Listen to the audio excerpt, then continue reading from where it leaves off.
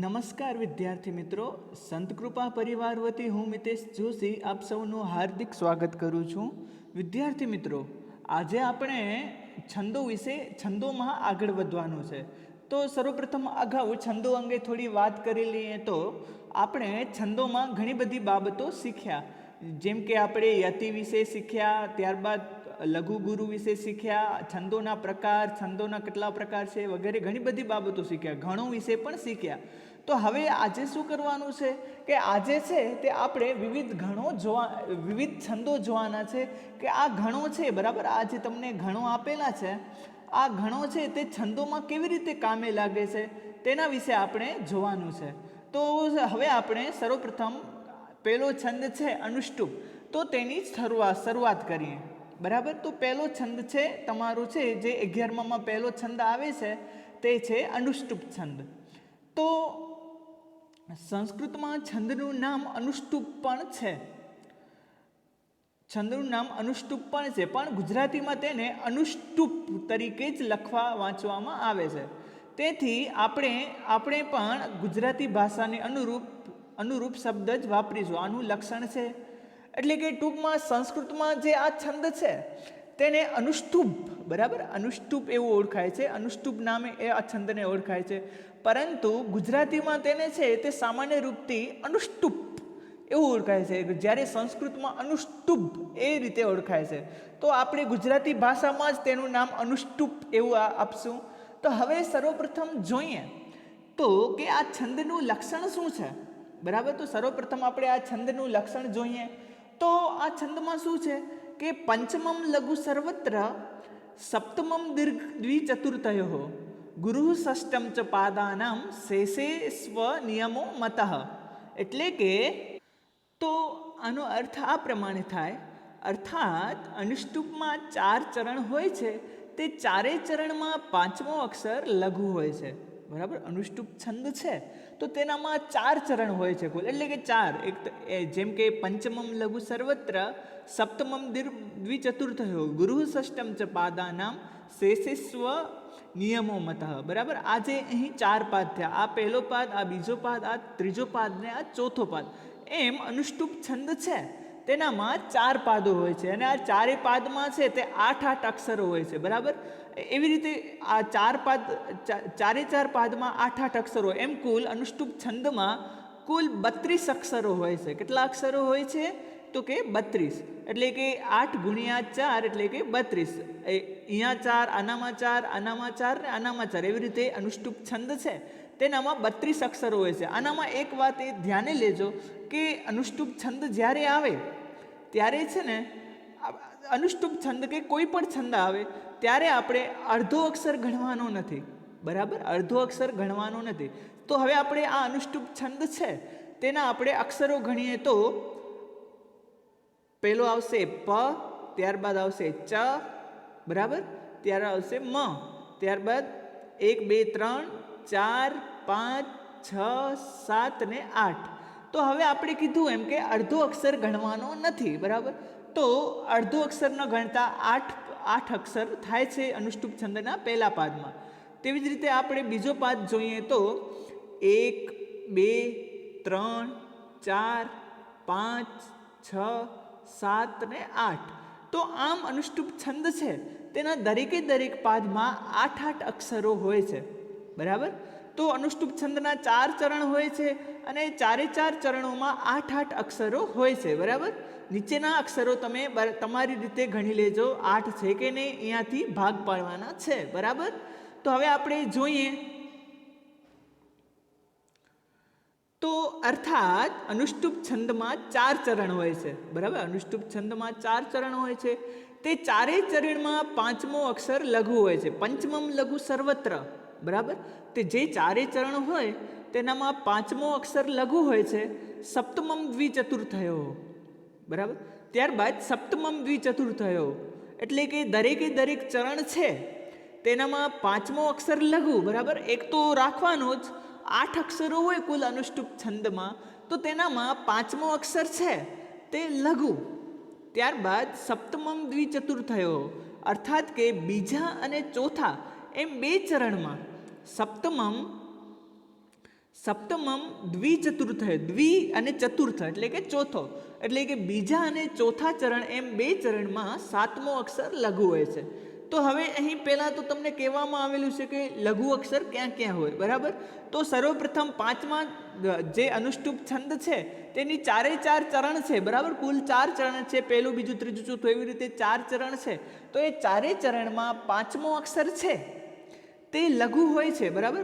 અને બીજા અને ચોથા પાદમાં સાતમો અક્ષર પણ લઘુ હોય છે. તો આપણે આ જ શ્લોકમાં સર્વપ્રથમ ઉદાહરણ રૂપે લઈએ તો પંચમમ લઘુ સર્વત્ર, બરાબર. આ જ ઉદાહરણ તરીકે લઈએ તો હવે આપણે ગણીએ, બરાબર. પંચમમ લઘુ સર્વત્ર 1 2 3 4 ને 5. તો હવે આપણે અગાઉ વાત કરી કે લઘુ અક્ષર કોને કહેવાય ને ગુરુ અક્ષર કોને કહેવાય, જેના વિશે તમે અગાઉ ખૂબ જ સારી રીતે પરિચય મેળવ્યો હશે કે લઘુ અક્ષર જેની સાથે લઘુ સ્વર જોડાય તો તે સામાન્ય રૂપથી લઘુ અક્ષર કહેવાય, બરાબર.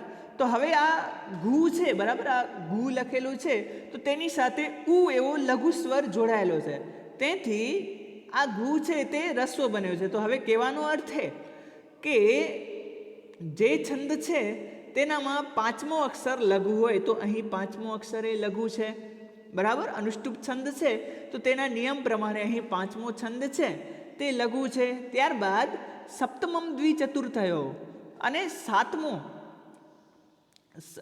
સાતમો બીજા અને ચોથા પાદમાં સાતમો અક્ષર લઘુ હોય. તો હવે આપણે જોઈએ બીજા અને ચોથા પાદમાં સાતમો અક્ષર લઘુ છે કે નહીં.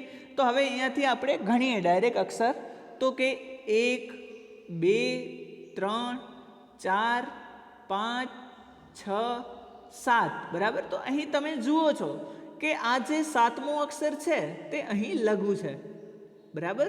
તો સપ્તમમ દ્વિચતુર્થયો અને એવી જ રીતે ચોથા પાદમાં પણ સાતમો અક્ષર હોય તે લઘુ હોય. તો આપણે જોઈએ કે અહીં સાતમો અક્ષર છે તે લઘુ છે. તો સર્વપ્રથમ આપણે અક્ષર ગણીએ તો કે 1 2 3 4 5 6 અને 7. તો અહીં પણ સાતમો અક્ષર છે તે લઘુ છે. તો અનુષ્ટુપ છંદનો પહેલો નિયમ કે પાંચમો અક્ષર લઘુ હોય, બરાબર.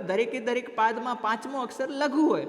તો સર્વપ્રથમ બીજા આપણે એક જ પાદમાં જોયું, અહીં પણ જોઈ લઈએ કે પાંચમો અક્ષર લઘુ છે કે નહીં. તો કે જોઈએ, બરાબર. તો કે 1 2 3 4 ને 5. તો અહીં પાંચમો અક્ષર છે જે ચ છે તે લઘુ છે. તેવી જ રીતે બીજા ગણીએ તો નીચેનો પાદ ગણીએ તો 1 2 3 4 ને 5. તો અહીં પણ પાંચમો અક્ષર છે તે લઘુ છે. તેવી જ રીતે આગળ ગણીએ તો 1 2 3 4 ને 5. તો અહીં પણ પાંચમો અક્ષર છે તે લઘુ છે, બરાબર. તો અનુષ્ટુપ છંદનો આ પહેલો નિયમ આ શ્લોકમાં લાગુ પડે છે. તેવી જ રીતે આપણે આ જોયું કે દરેકે પાદમાં બીજા અને ચોથા પાદમાં સાતમો અક્ષર છે તે લઘુ હોય. તો અહીં જોયું કે આ બીજો અને ચોથો પાદ છે, બરાબર. આ જે બીજો અને ચોથો પાદ છે તેનામાં આ થ અને મ એ લઘુ છે, બરાબર. હવે શું નિયમ કહે છે કે ગુરુ ષષ્ટમ ચ પાદાનામ, એટલે કે દરેક પાદાનામ એટલે કે બધા જ પાદો, બરાબર. બધા જ પાદો છે તેનામાં ગુરુ હોય તે છઠ્ઠો હોય અને તે ગુરુ હોય. છઠ્ઠો અક્ષર ગુરુ હોવો જોઈએ એવું ફરજિયાત છે અનુષ્ટુપ છંદમાં. તો હવે આપણે જોઈએ કે દરેક પાદ છે, આ ચાર જે પાદ આપેલા છે તેનામાં શું છઠ્ઠો અક્ષર ગુરુ છે. તો આપણે જોઈએ તો કે 3 4 5 ને 6, બરાબર. તો અહીં તમે જુઓ તો આ જે વ ઉપર જે રેફ આપેલો છે તે રેફ છે તે સામાન્ય રૂપથી જોડાક્ષર કહેવાય. અને જોડાક્ષર જેની પાછળ આવે, બરાબર. આ જોડાક્ષર છે તે જેની પાછળ આવે તે છે તેનો આગળનો વર્ણ દીર્ઘ બની જાય. તેથી આ સ છે સામાન્ય રૂપથી જોડાક્ષર છે તે સ ની પાછળ વાંચે. આપણે એમ વાંચીએ સર. તો આજે આપણે અહીં સરમાં ર બોલીએ છીએ તે એક જોડાક્ષર છે, બરાબર. તો આપણે બોલ્યું સર્વત્ર. તો અહીં જે સ છે તે ગુરુ બની જાય. તો કહેવાનો અર્થ એ કે અહીં છઠ્ઠો અક્ષર છે તે ગુરુ છે. તેવી જ રીતે આપણે જોઈએ તો કે આનામાં છઠ્ઠો અક્ષર એ ગુરુ છે. તો કે જોઈએ, બરાબર. 1 2 3 4 5 ને 6. તો આપણે જોયું કે આનામાં પણ ઉપર રેફ આપેલો છે. તો આ જે તું છે, તો રેફ એક રીતે જોડાક્ષર કહેવાય. તો આ તું છે, બરાબર. તો આ તુંમાં આ ઉપરનો રેફ છે તે ભળી જાય, તેથી આ તું એ દીર્ઘ બની ગયો. તો અગાઉ આપણે વાત કરી એમ કે જ્યાં જોડાક્ષર આવે તે શબ્દ દીર્ઘ બની જાય છે. તો અહીં પણ દીર્ઘ બની ગયો છે, તું એ દીર્ઘ બની ગયો છે. ત્યારબાદ આપણે આગળ જોઈએ તો ગુરુ ષષ્ટમ ચ પાદાનમ, એનામાં 1 2 3 4 5 અને 6. તો અહીં તો સામાન્ય રૂપથી આ છઠ્ઠો જ ગુરુ જ છે, બરાબર. એટલે અહીં તો કોઈ લેવા દેવા જ નથી. ત્યારબાદ શેષેષુ અનિયમો મત, તો એનામાં પણ જોઈએ 1 2 ને 3 4 5 ને આ 6. તો અહીં પણ ગુરુ છે. તો કહેવાનો અર્થ છે કે આ જે શ્લોક છે તેનામાં અનુષ્ટુપ છંદના બધા જ નિયમો લાગુ પડે છે, બરાબર. તો અનુષ્ટુપ છંદનો સામાન્ય નિયમ શું? તો કે પાંચમો અક્ષર લઘુ હોવો જોઈએ, દરેકે દરેક પાદમાં પાંચમો અને પાંચમો અક્ષર લઘુ હોવો જોઈએ, અને છઠ્ઠો અક્ષર ગુરુ હોવો જોઈએ, બરાબર. પાંચમો અક્ષર લઘુ હોવો જોઈએ દરેકે દરેક પાદમાં, અને છઠ્ઠો અક્ષર દરેકે દરેક પાદમાં ગુરુ હોવો જોઈએ. ત્યારબાદ બીજા અને ચોથા પાદમાં સાતમો અક્ષર ગુરુ હોવો જોઈએ, લઘુ હોવો જોઈએ. બીજા અને ચોથા પાદમાં સાતમો અક્ષર લઘુ હોવો જોઈએ. તો આ બધા નિયમો છે તે આ શ્લોકમાં લાગુ પડે છે, તેથી આ અનુષ્ટુપ છંદ છે, બરાબર. તો હવે બીજા કોઈ અક્ષરોનો આનામાં નિયમ નથી. બાકીના અક્ષરો માટે લઘુ ગુરુનો કોઈ પણ નિયમ નથી, નક્કી કરેલો નથી. એટલે કે ટૂંકમાં પાંચમો અને છઠ્ઠો અક્ષર અને સાતમા અક્ષર, આ ત્રણ કુલ 8 અક્ષરો હોય, તેનામાં પાંચમો, છઠ્ઠો અને સાતમો અક્ષર આના વિશે નિયમો છે. તો નિયમ શું છે કે દરેકે દરેક ચરણમાં પાંચમો અક્ષર લઘુ અને છઠ્ઠો અક્ષર ગુરુ હોવો જોઈએ. ત્યારબાદ બીજા અને ચોથા પાદમાં સાતમો અક્ષર છે તે ફરજિયાતપણે લઘુ હોવો જોઈએ. જો આવી બધી વ્યવસ્થા હોય તો જ તે છંદ છે તે અનુષ્ટુપ કહેવાય. તો આ જે છંદ છે તે અનુષ્ટુપ છે. ત્યારબાદ તમને નીચે ઉદાહરણ આપેલું છે કે ઉદ્યમ સાહસ ધૈર્ય બુદ્ધિ શક્તિ પરાક્રમ સદેતે યત્ર વર્તન્તે તત્ર દેવ સહાયકૃત, બરાબર. તત્ર દેવ સહાયકૃત. હવે આનામાં ટૂંકમાં ઝડપથી નિયમો જોઈ લઈએ. તો નિયમ શું છે કે દરેકે દરેક ચરણમાં પાંચમો અક્ષર લઘુ હોય. તો આપણે અહીં જોઈએ તો અહીં હ છે તે લઘુ છે. ત્યારબાદ અહીં પ છે પાંચમો અક્ષર તે લઘુ છે. તેવી જ રીતે અહીં ત્ર છે પાંચમો અક્ષર તે લઘુ છે. અને તેવી જ રીતે અહીં સ છે પાંચમો અક્ષર સ તે લઘુ છે. તેવી જ રીતે બીજો એક નિયમ છે કે દરેકે દરેક ચરણમાં છઠ્ઠો અક્ષર તે ગુરુ હોવો જોઈએ. તો હવે આપણે જોઈએ તો કે અહીં સ છે તે ગુરુ છે. તેવી જ રીતે અહીં રા છે છઠ્ઠો અક્ષર તે ગુરુ છે. તેવી જ રીતે અહીં વ છે, વ જે આપેલો છે તે ગુરુ છે. તેવી જ રીતે અહીં હા આપેલો છે છઠ્ઠો અક્ષર તે ગુરુ છે. તો આ જે શ્લોક છે તેનામાં અનુષ્ટુપ છંદના બધા જ નિયમો લાગુ પડે છે, બરાબર. તો આ જે શ્લોક છે તે અનુષ્ટુપ છંદનું ઉદાહરણ છે. તે આ અનુષ્ટુપ છંદનું ઉદાહરણ છે. અહીં 4 ચરણ છે, દરેકમાં 8 અક્ષર છે. પ્રથમ ચરણમાં હ અને છઠ્ઠો અક્ષર સ અનુક્રમે લઘુ અને ગુરુ છે. એ જ રીતે બાકીના ચરણોમાં પણ પાંચમો અક્ષર લઘુ અને ગુરુ છે, જે આપણે અહીં જોયું, બરાબર. તેવી જ રીતે બીજા અને ચોથા ચરણમાં સાતમો અક્ષર ક્ર અને ય લઘુ છે. આમ ઉપયુક્ત શ્લોકમાં અનુષ્ટુપ છંદના બધા જ લક્ષણો બંધ બેસે છે. આથી આને અનુષ્ટુપ છંદ તરીકે ઓળખવામાં આવે છે. તો ઉપર આપણે જોયું એમ કે જે ચરણમાં પાંચમો અક્ષર લઘુ હોય અને દરેકે દરેક અનુષ્ટુપ છંદ હોય તો તેનામાં પાંચમો અક્ષર લઘુ હોય, અને દરેકે દરેક ચરણમાં પાંચમો અક્ષર લઘુ અને છઠ્ઠો અક્ષર ગુરુ હોય. તેવી જ રીતે બીજા અને ચોથા ચરણમાં સાતમો અક્ષર છે તે ગુરુ હોય, લઘુ હોય. સાતમો અક્ષર છે તે લઘુ હોય. પહેલા અને ત્રીજામાં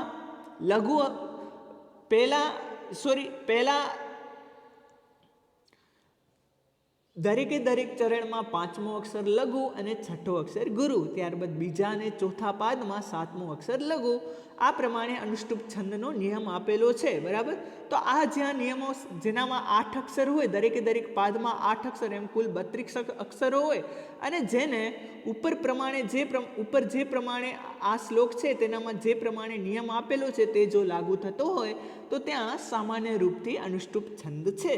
ત્યારબાદ આપણે આગળનો છંદ જોઈએ. આશા છે કે ઉપરોક્ત છંદ તમને બરાબર સમજાઈ ગયો હશે. તો આગળનો છંદ છે કે મંદાક્રાંતામ બુદ્ધિરસ નગૈર મૌ ભનૌત્રૌત્ર યુગ્મમ. અર્થાત જે શ્લોકના દરેક ચરણમાં અનુક્રમે મગણ, ભગણ, નગણ, તગણ 2 વખત અને છેલ્લે 2 ગુરુ અક્ષરો હોય તો તેને મંદાક્રાંતા કહે છે. આમાં 17 અક્ષરનું પ્રત્યેક ચરણ છે અને દરેક ચરણમાં ચોથા, છઠ્ઠા અને સાતમા અક્ષર પછી યતિ આવે છે. તો લક્ષણમાં પ્રયુક્ત અંબુધિ, રસ અને નગ અનુક્રમે 4, 6 અને 7નો નિર્દેશ કરે છે. તો હવે મંદાક્રાંતા જ્યાં છંદ હોય, બરાબર, મંદાક્રાંતા જ્યાં છંદ આવે ત્યાં સામાન્ય રૂપથી મઘણ, બરાબર, મઘણ, ભગણ, નગણ, ત ડબલ વખત, બરાબર, ત ડબલ વખત, અને યુગ્મમ એટલે કે 2 ગુરુઓ, બરાબર, 2 ગુરુ આવે એટલે કે મગણ, ભગણ, નગણ, તગણ અને તગણ. ત્યારબાદ 2 ગુરુઓ, એ પ્રમાણે જો વ્યવસ્થા હોય, આમ કુલ 17 અક્ષરો હોય અને તેનામાં મગણ, ભગણ, નગણ, તગણ એવી રીતે જો વ્યવસ્થા હોય તો ત્યાં સામાન્ય રૂપથી મંદાક્રાંતા છંદ આવે છે. ત્યારબાદ અહીં આપેલું છે કે દરેકે દરેક ચરણમાં ચોથા, બરાબર, દરેકે દરેક ચરણ હોય તો તેનામાં ચોથા, છઠ્ઠા અને સાતમો જે અક્ષર આવે તો ત્યાં સામાન્ય રૂપથી યતિ હોય. તો હવે આપણે અહીં જોઈએ કે આપણે જ્યારે આ શ્લોક ગાતા હોઈએ તો ત્યારે આપણે યતિની ખબર પડે. આ બાબત છે મ ભનૌત્રૌત્ર યુગ્મમ, એ બાબત આપણે પાછળ ભણશું, પણ સર્વપ્રથમ આપણે યતિ વિશે સમજી લઈએ. તો જ્યારે આપણે મંદાક્રાંતા છંદનો શ્લોક ગાતા હોઈએ તો ત્યારે તે શ્લોક આ પ્રમાણે ગાઈએ. મંદાક્રાંતામ બુદ્ધિરસ નગૈર મૌભનૌત્રૌત્ર યુગ્મમ. તો આ પ્રમાણે શ્લોક ગાઈએ. તો હવે આનામાં યતિ આવે છે. જો યતિ એટલે કે વિરામ. તો આ પ્રમાણે તમે ધ્યાનથી જોજો. મંદાક્રાંતામ એક યતિ આવી, ત્યારબાદ બુદ્ધિરસ નગૈ બીજી યતિ આવી, ત્યારબાદ મૌભનૌત્રૌત્ર યુગ્મમ ત્રીજી યતિ આવી. તો હવે અહીં કહેવા શું માંગે છે કે ચોથા, છઠ્ઠા અને સાતમા અક્ષર પછી યતિ. તો આપણે સર્વપ્રથમ યતિ જોઈએ તો ચોથો અક્ષર જોઈએ તો 1, 2, 3 ને 4. તો અહીં મંદાક્રાંતામ એમ યતિ આવે છે. જુઓ, મંદાક્રાંતામ, તો અહીં યતિ આવી. ત્યારબાદ છઠ્ઠો અક્ષર એટલે કે ચોથાથી પહેલું અક્ષર એમ ગણવાની શરૂઆત કરવાની. તો કે 1, 2, 3, 4, 5 ને 6. તો અહીં પણ યતિ આવી. મંદાક્રાંતામ બુદ્ધિરસ નગૈ. યતિ એટલે કે સામાન્ય રૂપથી વિરામ. તો સર્વપ્રથમ એ મંદાક્રાંતામ કને વિરામ આવ્યો, ત્યારબાદ બુદ્ધિરસ નગૈ અહીંયા વિરામ આવ્યો, ત્યારબાદ સાતમા અક્ષર પછી યતિ. એટલે કે આટલી બાબતો તો નીકળી ગઈ. વળી આપણે 1 થી ગણવાની શરૂઆત કરવાની. તો કે 1, 2, 3, 4, 5, 6 ને 7. બરાબર, ફરીથી એકવાર ગણી લઈએ. તો કે 1, 2, 3, 4, 5, 6 અને 7. બરાબર, તો આ પ્રમાણે યતિ અહીં આપેલી છે. અહીં યતિ આપેલી. સામાન્ય રૂપથી જે અધૂરો અક્ષર હોય તેને આપણે ગણવાનું નથી. છંદની બાબત હોય તો એનામાં અધૂરો અક્ષર હોય તેને આપણે ગણતા નથી. અધૂરો અક્ષર શું કરે કે જે પાછળનો અક્ષર છે, બરાબર, આગળ અક્ષર છે, જેમ કે અહીં મ છે તો તેને ગુરુ બનાવે, એનું એટલું જ કામ છે. જો આગળનો અક્ષર લઘુ હોય તો તેને ગુરુ બનાવે, એટલું જ અધૂરા અક્ષરનું કામ છે. તેવી જ રીતે અહીં મંદાક્રાંતામ છે તો એનામાં અધૂરો અક્ષર ગણવાનું નથી. તો આમ કુલ મંદાક્રાંતા છંદ છે તેનામાં 17 અક્ષરો હોય, બરાબર, અને 17મા અક્ષરમાં દરેકે દરેક ચરણના ચોથા, છઠ્ઠા અને સાતમા અક્ષર પછી યતિ છે. તો હવે આ યતિઓ આપણે યાદ કેવી રીતે રાખવી? તો સામાન્ય રૂપથી તેના માટે પણ અહીં નિયમ આપેલો છે કે બુદ્ધિ, અહીં અંબુધિ, બરાબર, અંબુધિ એવો શબ્દ છે. અંબુધિ એટલે કે સાગર, બરાબર. તો આ દુનિયામાં મુખ્યત્વે કુલ 4 સાગરો છે, બરાબર. આપણે 4 સાગરો વિશે તો જાણતા જ હશું. સમુદ્ર, સામાન્ય સાગર એટલે કે સમુદ્ર, તો મુખ્યત્વે જે 4 સમુદ્રો છે તેના વિશે આપણે જાણતા જ હશું. તો એટલે કે 4 અહીં અંબુધિનો શું સમજવાનું આપણે કે ચોથા અક્ષરે યતિ, ત્યારબાદ રસ આવે છે, બરાબર. રસ એવો શબ્દ આવે છે. તો અહીં જે રસ શબ્દ છે તે બતાવે છે કે છઠ્ઠા અક્ષર, બરાબર. રસ સામાન્ય રૂપથી છ છે. ક્યાં? તો મધુર, તીખો, તુરો, ખાટો, કડવો અને ગળ્યો, આ કુલ 6 રસો આપેલા છે. તો કે છઠ્ઠા અક્ષરે યતિ, ત્યારબાદ નઘઈ. તો આ સામાન્ય રૂપથી જે મુખ્ય પર્વતો છે, મોટા મોટા પર્વતો છે, હિમાલય, મહેન્દ્ર વગેરે, જે મહેન્દ્ર, નીલાય પર્વત વગેરે જે પર્વતો છે તેની સંખ્યા કુલ 7 છે, બરાબર. તો આમ 7મા અક્ષર, તો સર્વપ્રથમ અંબુધિ એટલે કે ચોથા અક્ષરે જતી, ત્યારબાદ રસ કુલ 6 છે. તો આ ચોથા પછીના છઠ્ઠા અક્ષરે જતી, ત્યારબાદ નઘઈ આવે છે, બરાબર. તો ત્યારબાદ જે છઠ્ઠા પછીના છે નઘઈ પર્વતો કુલ 7 છે. તો એનામાં કુલ 7મા અક્ષરે યતિ, બરાબર, એટલે કે 17મા અક્ષરે જતી. અહીં અંબુધિ એટલે કે ચોથા અક્ષરે, નઘઈ એટલે કે 10મા અક્ષરે, એટલે કે 4માં 6 ઉમેરવાના, ત્યારબાદ રસઈ એટલે કે છઠ્ઠા અક્ષરે, ત્યારબાદ નઘઈ એટલે કે 7મા અક્ષરે. એમ કુલ 3 યતિઓ મંદાક્રાંતા છંદમાં આવે, બરાબર. તો હવે આપણે એના ઉદાહરણને સમજવાની કોશિશ કરીએ. તો સર્વપ્રથમ આપણે જોઈએ તો મંદાક્રાંતા જ્યારે છંદ આવે તો તેનામાં મગણ આવે, અહીં આપેલો છે, જુઓ તમે, મગણ, ભગણ, નગણ, તૌ એટલે કે ત્રૌ ને ત્ર. તો આ પ્રમાણે અહીં 2 આપેલા છે, બરાબર. એટલે કે 2 વખત તઘન, ત્રૌ ને ત્ર એટલે કે 2 વખત તઘન. ત્યારબાદ યુ, અહીં યુ એ દીર્ઘ બને છે, એટલે કે અહીં આવશે ગુરુ અને ગુરુ. એટલે કે જે છંદમાં મગણ હોય, ભગણ હોય, નગણ હોય, 2 વખત તગણ હોય અને અંતે 2 ગુરુ હોય, તો ત્યાં સામાન્ય રૂપથી મંદાક્રાંતા છંદ આવે છે. તો હવે આપણે આ છંદ છે તેને ઉદાહરણ અનુસાર સમજવાની કોશિશ કરીએ. આ જે શ્લોક આપેલો છે તમને, નન્વાત માનમ બહુ વિગણયન નાત્મનય ભાવલંબે. તો સર્વપ્રથમ આનામાં યતિ જોઈ લઈએ. તો કે અહીં આવે છે નન્વાત માનમ બહુ વિગણયન નાત્મનય ભાવલંબે. તો અહીં પણ ચોથા અક્ષરે આજે, ત્યારબાદ છઠ્ઠા અક્ષરે અને ત્યારબાદ 7મા અક્ષરે યતિ છે. ત્યારબાદ અહીં જોઈએ તો તત્કલ્યાણી તોમપી નિતરામ માઘમઃ કાતરત્વમ. તો અહીં પણ ચોથા, છઠ્ઠા અને 7મા અક્ષરે યતિ છે. તેવી જ રીતે આ જે 2 પંક્તિઓ છે તેનામાં તમે તમારી રીતે યતિઓ છો. તો હવે આ છંદ છે તેને આપણે ગણો સાથે સરખાવીએ. તો સામાન્ય રૂપથી એવો નિયમ છે કે મંદાક્રાંતા છંદ આવે તો ત્યારે મગણ, તો ત્યારે મગણ, ભગણ, નગણ, તગણ ને 2 ગુરુ હોય. આ પ્રમાણે, એટલે કે મભન તત ઘા ઘા, બરાબર, આ પ્રમાણે હોય. તો હવે અહીં આપણે સમજવાનું છે કે લઘુ અને ગુરુ કેવી રીતે હોય. તો સર્વપ્રથમ મેં છે તમને નીચે પંક્તિ આપેલી છે, યમાતારા યભાન સલગા, બરાબર. એવી રીતે તમને પંક્તિ આપેલી છે. તો આ પંક્તિ છે તેને ગણ સાથે સરખાવવાની છે. તો ઉપર આપણે નિયમ જોયો તો તેનામાં શું હતું કે મંદાક્રાંતા છંદની જે પંક્તિ હોય તો તેનામાં મગણ હોય, ભગણ હોય, નગણ હોય, તગણ હોય અને 2 અંતે ગુરુ આવે. તો હવે આપણે સરખાવીએ તો અહીં આવે છે મગણ, બરાબર, નન્વાત માનમ. તો અહીં આવે છે પહેલો હોય તે મગણ. તો આપણે સામાન્ય રૂપથી જોઈએ તો કે મગણમાં કયા 3 અક્ષરો આવે તો કે માતારા, બરાબર. તો હવે આપણે જોઈએ કે અહીં પણ જે માતારામાં શું છે તો એ બધા અક્ષરો છે તે ગુરુ છે. તો હવે આપણે જોઈએ અહીંયા તો કે ન ગુરુ છે, કારણ કે એની ભેગો છે તે આ ન છે તે ભળી ગયો છે, બરાબર. ત્યારબાદ વા ગુરુ છે અને મા ગુરુ છે. તો આ પ્રમાણે છે તે અહીં પણ દરેક અક્ષરો ગુરુ છે, બરાબર. તો તેથી અહીં માતારામાં જેમ દરેકે દરેક અક્ષર ગુરુ છે તેમ અહીં પણ દરેકે દરેક અક્ષર ગુરુ છે, બરાબર.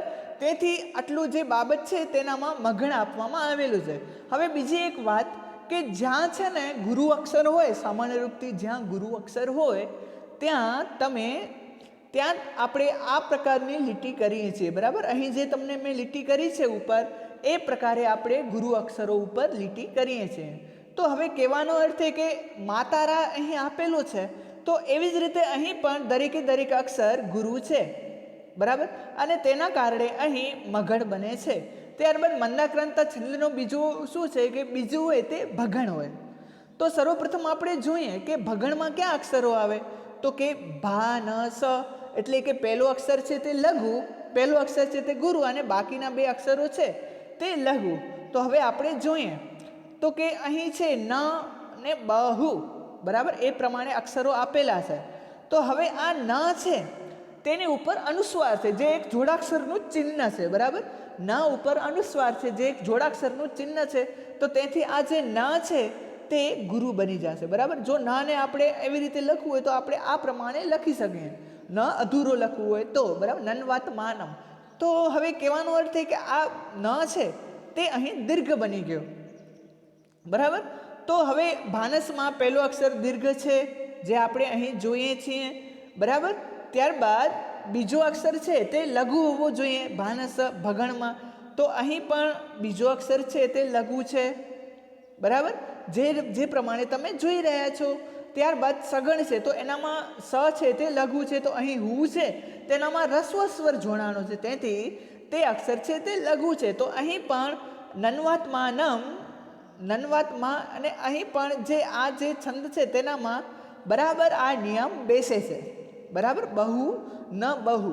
ત્યારબાદ આપણે નગર જોઈએ તો સર્વપ્રથમ નગરમાં જોઈએ તો એનામાં શું છે કે ન સ લ, બરાબર. આપણે આ નગર જોઈએ છીએ તો એનામાં સામાન્ય રૂપથી ન સ લ એવા 3 અક્ષરો આવે ને આ 3 અક્ષરો હોય તે લઘુ છે. તો હવે આપણે એ અક્ષરોને સરખાવીએ તો કે એક આ વી છે તે લઘુ છે કારણ કે તેની આગળ રસ્વ સ્વર જોડાણો છે. ત્યારબાદ ઘ છે તે લઘુ છે અને ણ છે તે પણ લઘુ છે. તો આ પ્રમાણે જેમ કે નગણનો નિયમ છે તેમ અહીં પણ નગણ બરાબર છે, એટલે કે 3 અક્ષરો લઘુ છે. ત્યારબાદ આપણે મંદાક્રાંતા છંદમાં ત્રીજો અક્ષર છે ચોથો ગણ છે તે તગણ હોવો જોઈએ, બરાબર. તો આપણે જોઈએ તો તગણમાં ક્યાં 3 અક્ષરો આવે તો કે તા રા જ, એટલે કે પહેલા 2 અક્ષર ગુરુ અને છેલ્લો અક્ષર છે તે લઘુ, બરાબર. છેલ્લો અક્ષર છે તે લઘુ. તો આપણે અહીં જોઈએ તો કે ય, તો ય છે માની જેમ અહીં ય તે ગુરુ બની ગયું કારણ કે આગળ જોડાક્ષર છે. ત્યારબાદ ના છે તો અહીં માની પ્રમાણે અહીં જેમ ના આપેલો છે તેમ અહીં મા ગુરુ આપેલો છે. ત્યારબાદ છેલ્લો અક્ષર આપણે આ જોઈએ છીએ તારા જમાં અહીં રા આપેલો છે તેમ અહીં ના ગુરુ આપેલો છે. ત્યારબાદ શું છે કે જ આપેલો છે, બરાબર. તો અહીં એવી જ રીતે મ ગુરુ આપેલો છે. તો કહેવાનો અર્થ છે કે અહીં પણ આ તગણમાં કેમ કે પહેલા 2 અક્ષરો ગુરુ હોય અને છેલ્લો અક્ષર લઘુ હોય, તેવી જ રીતે અહીં પણ પહેલા 2 અક્ષરો છે, બરાબર, તે લઘુ પડે છે, ગુરુ છે અને છેલ્લો અક્ષર છે તે લઘુ છે. તો હવે આપણે બીજું પાછળનું એક ઉદાહરણ જોઈએ તો હવે પાછળ પણ તગણ એટલે કે તારાજની જેમ. તો તારાજમાં કેમ છે કે પહેલા 2 અક્ષરો લઘુ, પહેલા 2 અક્ષરો ગુરુ અને છેલ્લો અક્ષર લઘુ. તેવી જ રીતે અહીં પણ પહેલા 2 અક્ષરો લઘુ અને છેલ્લો અક્ષર ગુરુ બને છે, બરાબર. તો અહીં પણ સામાન્ય રૂપથી તારાજની જેમ બધું લાગુ પડે છે. ત્યારબાદ છેલ્લા 2 અક્ષરો છે તે ગુરુ હોય તો અહીં લ છે તો લ એ સામાન્ય રૂપથી ગુરુ છે, બરાબર. તો કારણ કે એનામાં આ જોડાક્ષર એની પાછળ આવેલો છે તે લમાં ભળી જાય, તેવી રીતે 2 છે તો તે તો સામાન્ય રૂપથી ગુરુ જ છે. તો હવે આપણે અહીં જોયું કે આ કાવ્ય પંક્તિ છે તેની પહેલી પંક્તિ સામાન્ય રૂપથી છે તે મંદાક્રાંતા છંદ અનુસાર છે. જેમ કે મંદાક્રાંતા છંદમાં નિયમ છે કે મભન તત ગા ગા, તો એ પ્રમાણે અહીં પણ લાગુ પડે છે, બરાબર. ત્યારબાદ આપણે આગળની પંક્તિ જોઈએ તો આગળની પંક્તિ જોતા પહેલાં આપણે એક બાબત સ્પષ્ટ કરી લઈએ.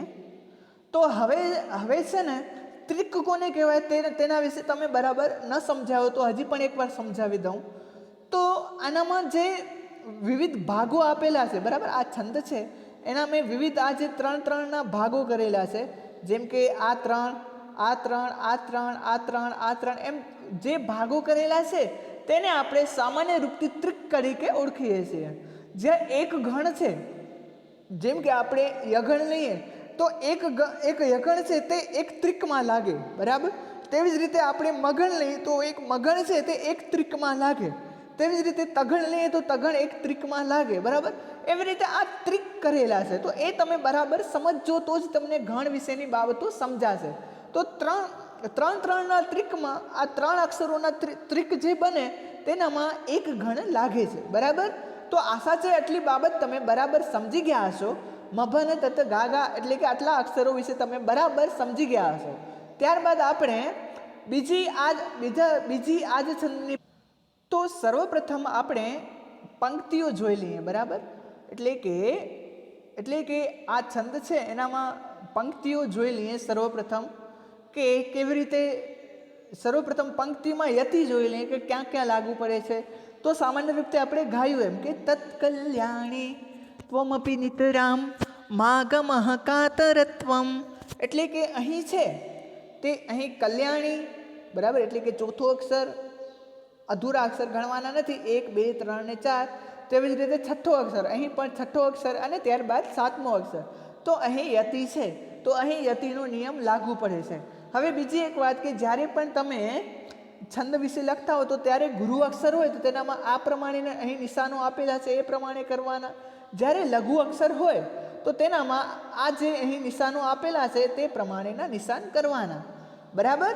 તો હવે આપણે અહીં જોઈએ એ છંદની જેમ સરખાવીએ તો કે જેમ કે મગણમાં માતારા એટલે કે બધા અક્ષરો લઘુ ગુરુ હોય, તેવી જ રીતે અહીં તત્કલ્યાણી, બરાબર, એનામાં પણ બધા અક્ષરો ગુરુ છે.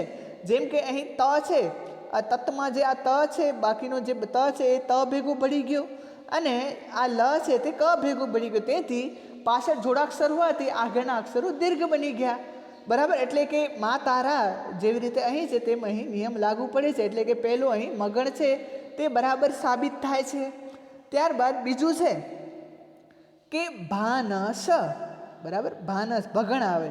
તો ભાનસમાં સામાન્ય રૂપથી પહેલો અક્ષર છે તે દીર્ઘ હોવો જોઈએ.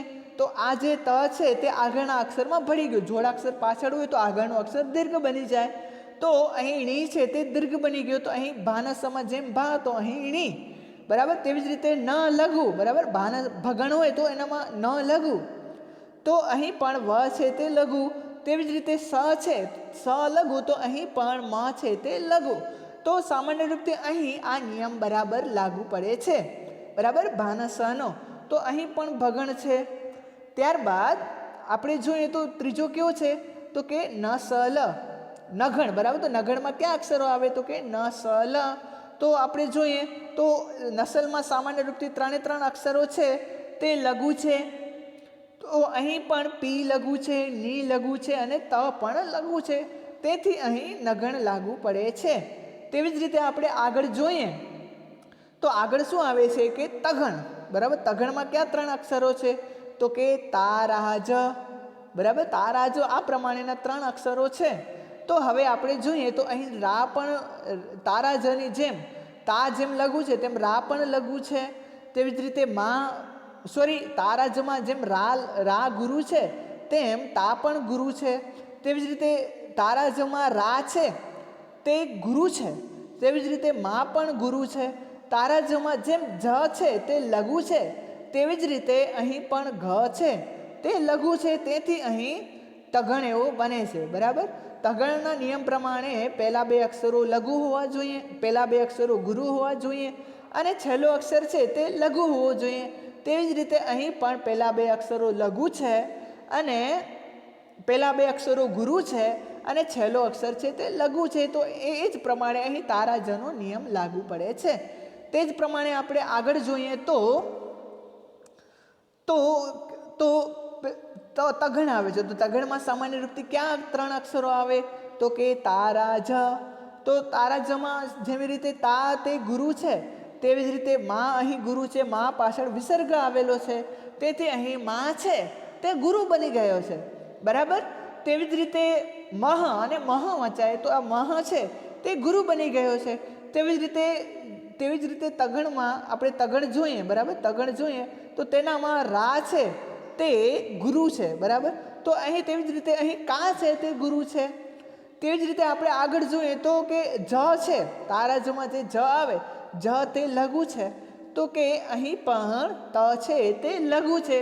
તો સામાન્ય રૂપથી મંદાક્રાંતા છંદના નિયમ પ્રમાણે અહીં બધા જ ગણો છે, બરાબર.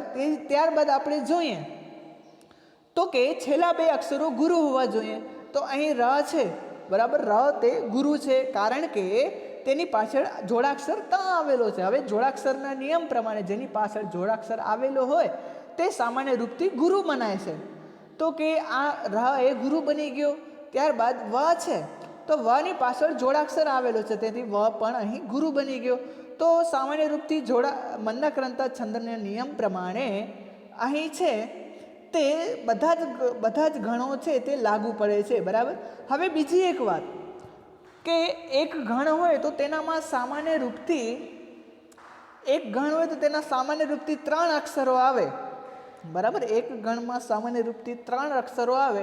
તો હવે તમને અક્ષરો ગણી લેવાના કે એક ગણમાં 3 અક્ષરો, તો એમ કુલ કેટલા અક્ષરો? તો કે 3, 3 દુ 6, 3 તરી 9, 3 ચોક 12, 3 પચા 15 અને છેલ્લે એક લઘુ અને ગુરુ, એટલે કે 15 અક્ષરો અહીં સુધી ને છેલ્લે એક લઘુ અને ગુરુ, બરાબર. તો આમ કુલ મંદાક્રાંતા છંદ હોય તો તેનામાં 17 અક્ષરો થાય, બરાબર. તો આશા છે ઉપરોક્ત મંદાક્રાંતા છંદ છે આ બાબત છે તે તમે બરાબર સમજી ગયા હશો, બરાબર. ત્યારબાદ આપણે આ પાછા પાઠ્યપુસ્તકમાં તો વિદ્યાર્થી મિત્રો આપણે કુલ આ બે પંક્તિઓ વિશે મંદાક્રાંતા છંદની વિશે ચર્ચા કરી. ત્યારબાદની નીચેની બે પંક્તિ છે, આ બે પંક્તિઓ છે તે તમે તમારી રીતે સમજી લેજો, બરાબર.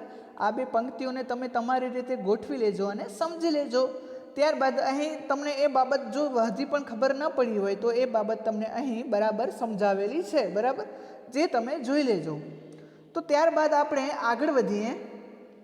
તો આથી અહીં જે છંદ યોજાયો છે તે મંદાક્રાંતા છે.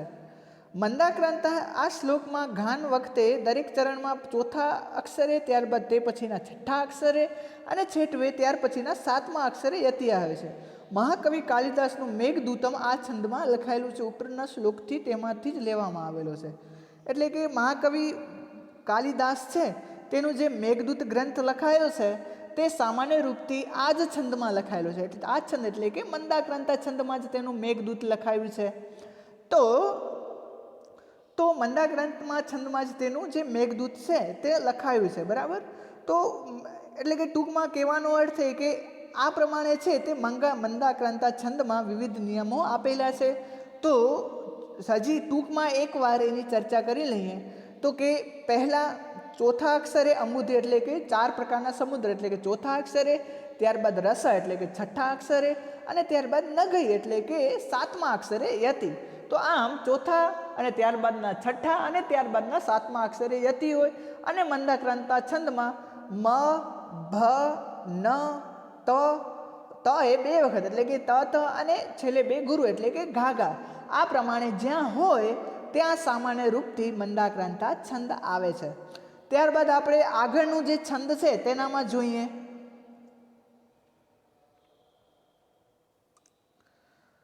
તો આગળના 2 છંદમાં જોઈએ તો આ છંદનું લક્ષણ છે, સર્વપ્રથમ એના લક્ષણ તરફ જ જોઈએ તો કે માલિની છંદ. તો આ છંદનું લક્ષણ છે ન મ ય યુતેયમ માલિની ભૌગી લોકહૈ. અર્થાત જે શ્લોકના દરેક ચરણમાં પ્રથમ 2 નગણ અને તે પછી અનુક્રમે મગણ, યગણ હોય તે માલિની છંદ છે. આમાં 15 અક્ષરનું પ્રત્યેક ચરણ હોય અને માલિની દરેક 8 અક્ષરે અને ત્યારબાદ 7 અક્ષરે યતિ આવે.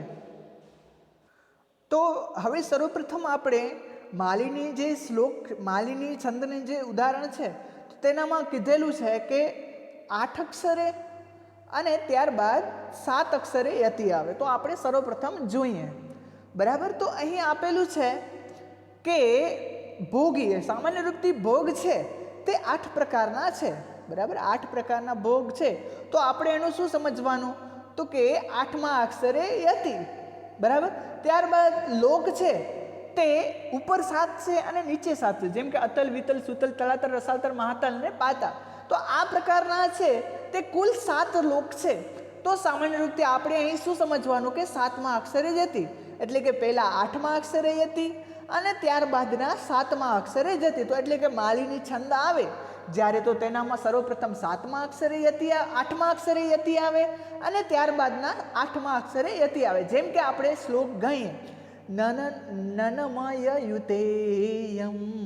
તો હવે આપણે સર્વપ્રથમ નનમય યુતેયમ માલિની ભોગીલો કઈ, આ પ્રકારનો આપણે જે શ્લોક ગાઈએ તો તેનામાં સર્વપ્રથમ 8મા અક્ષરે યતિ આવે. તો હવે આપણે દરેક છંદ, દરેક જે શ્લોક છે તેના યતિઓ ગણીએ.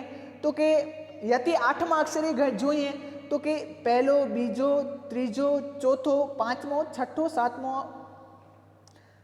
એક મિનિટ ફરીથી ગણીએ તો કે ન 1, આ 2, આ 3, આ 4, આ 5, આ 6, 7 ને 8 એમ. તો આમ અહીં 8મા અક્ષરે યતિ છે, બરાબર.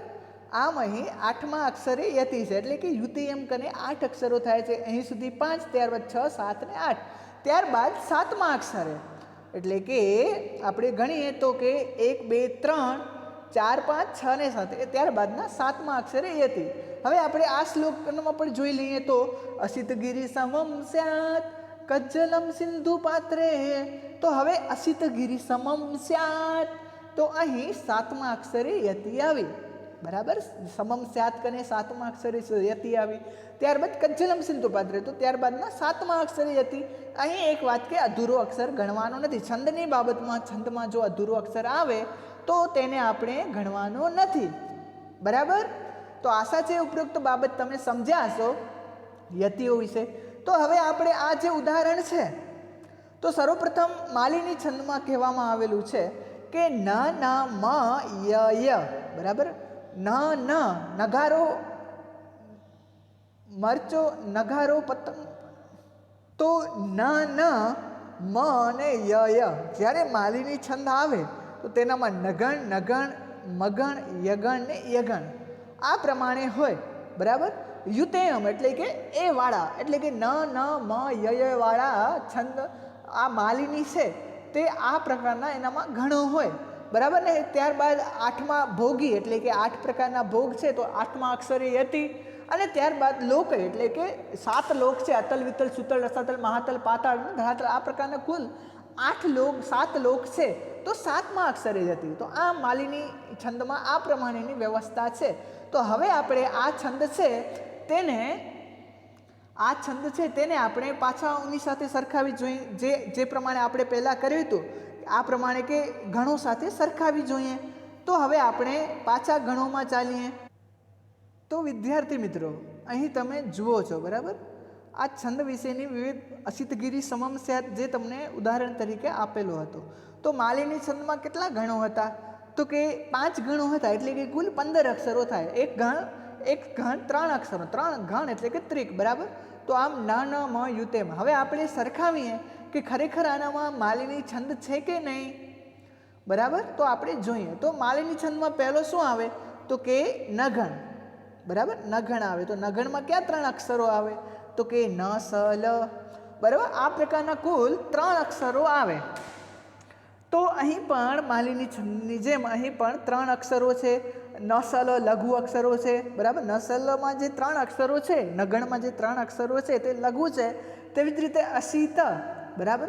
અહીં પણ 3 અક્ષરો લઘુ છે, બરાબર. ત્યારબાદ આપણે જોઈએ તો બીજા પણ 3 અક્ષરો છે તે ન સ લની જેમ લઘુ આવે, બીજો પણ નગણ આવે, બરાબર. તો અહીં પણ નગણની ન સ લની જેમ 3 અક્ષરો લઘુ છે, બરાબર. તો આપણે આગળ જોઈએ તો ત્યારબાદ આવે છે કે મગણ, બરાબર. તો મગણમાં સામાન્ય રૂપથી 3 અક્ષરો ગુરુ આવે, બરાબર. 3 અક્ષરો ગુરુ આવે. તો હવે આ મ ઉપર જો અનુસ્વાર છે તો અનુસ્વાર જેની ઉપર હોય તે અક્ષર છે તે ગુરુ બને, બરાબર.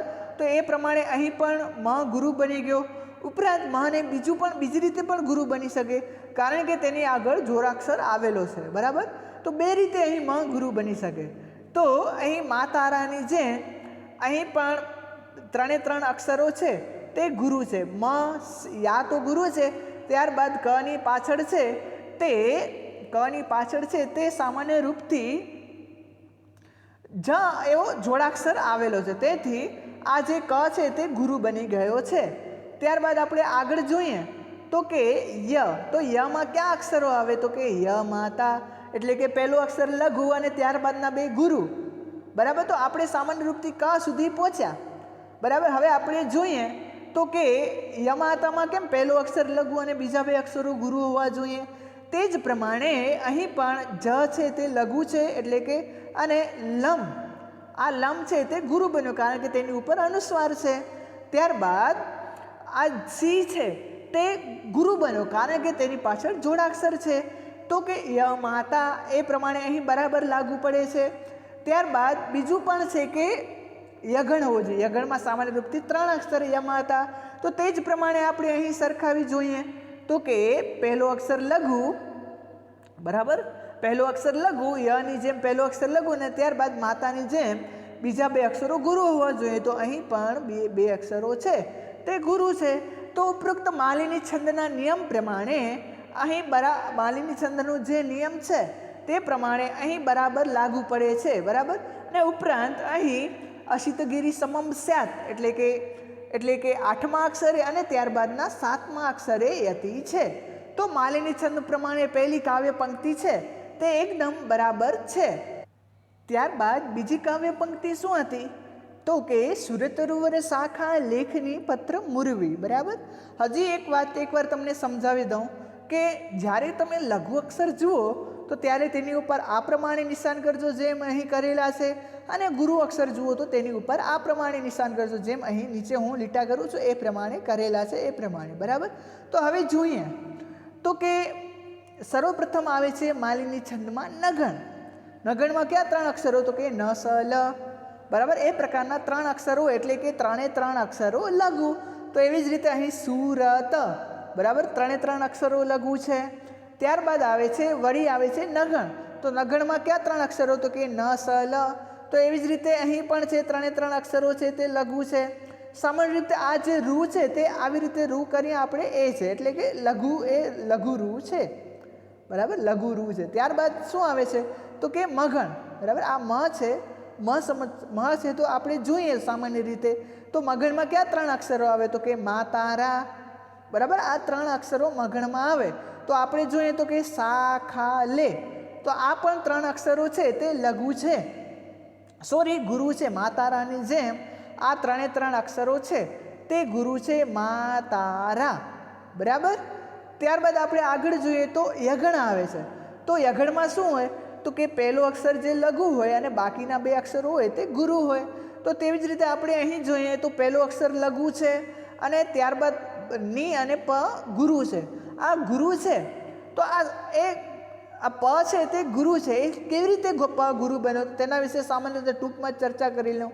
તો આ 3 અક્ષર લખાય છે તેનામાં 2 અક્ષરો હોય. બરાબર, એક તો આ પ્રમાણેનું ત હોય, ત્યારબાદ આપણે પ્લસ કરીને આ પ્રમાણેનું ર લગાવીએ છીએ. બરાબર, એટલે કે ત છે એ સામાન્ય રૂપથી એક જોડાક્ષર છે. બરાબર, એટલે કે આ 3 આવે તો તેનામાં સામાન્ય રૂપથી 2 અક્ષરો આવે. તો હવે આ જે અધૂરો ત છે, બરાબર, અધૂરો ત છે તે આ પ ભેગો ભળી જાય છે, તેથી પ છે તે ગુરુ બની ગયો. ત્યારબાદ આપણે પાછળ જોઈએ તો કે ય. બરાબર, તો તેવી જ રીતે અહીં પણ યમાં શું કે પહેલો અક્ષર લઘુ હોય અને બાકીના 2 અક્ષરો ગુરુ હોય. તેવી જ રીતે અહીં પણ 3માં જે ર બચ્યો, આ ર પ્લસ અ બચ્યો. બરાબર, ર પ્લસ અ બચ્યો. તો અહીં જે આ ર છે એના ભેગો લઘુ સ્વર જોડાયો છે, તેથી આ છે યની જેમ આ ર છે, 3માં જે ર બચે છે તે લઘુ થશે. ત્યારબાદ મુરવી એવો શબ્દ તમને આપેલો છે. તો આ મુરવીમાં જે પાછળ રેફ આપેલો છે, બરાબર, આ જે રેફ આપેલો છે તે આગળના અક્ષરમાં ભળી જાય. તો અહીં આ મું છે તે દીર્ઘ બની જાય માની જેમ. ત્યારબાદ વી તો સામાન્ય રૂપથી દીર્ઘ સ્વર જોડાવાથી દીર્ઘ ગુરુ જ બન્યો છે. તો હવે ઉપરોક્ત જે શ્લોક છે, ઉપરોક્ત શ્લોકની જે પંક્તિ છે તેનામાં માલિની છંદ છે તેના બધા જ નિયમો લાગુ પડેલ છે. તો વિદ્યાર્થી મિત્રો,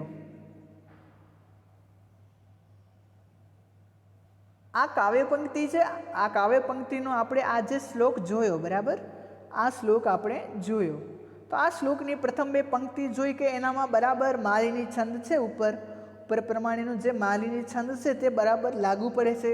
ત્યારબાદની જે બે કાવ્ય પંક્તિઓ છે, બરાબર, એ તમે તમારી રીતે સરખાવજો. આ બે કાવ્ય પંક્તિઓ છે શ્લોકની માલિની, એ તમે તમારી રીતે સરખાવજો. હવે ટૂંકમાં આનો અર્થ જોઈ લઈએ તો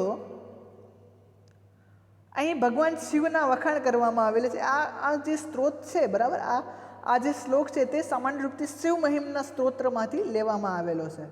તો કે સાગરરૂપી પાત્રમાં પર્વત ઉપર કાજળ હોય, કલ્પવૃક્ષની ડાળી લેખની અને આખી પૃથ્વીના રૂપમાં કાગળ હોય, અને વળી શારદા પોતે લખનારા હોય, તો પણ પ્રભુ તમારા ગુણો એટલા બધા છે કે પાર પામી શકાય નહીં, એમ શિવના વખાણ કરવામાં આવેલા છે.